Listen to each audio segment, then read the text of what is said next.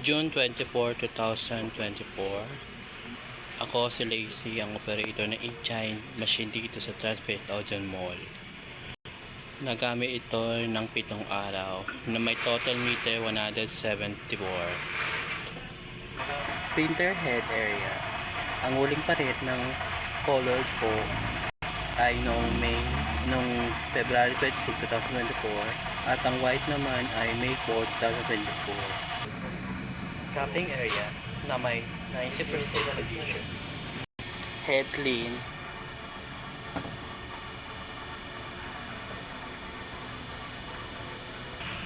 Punasan after head clean.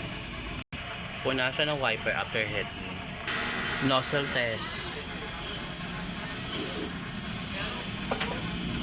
Ang white damper, ang uling palit nito ay May 4, 2024. Ang ink system ay tamang level. Ito ang ABR.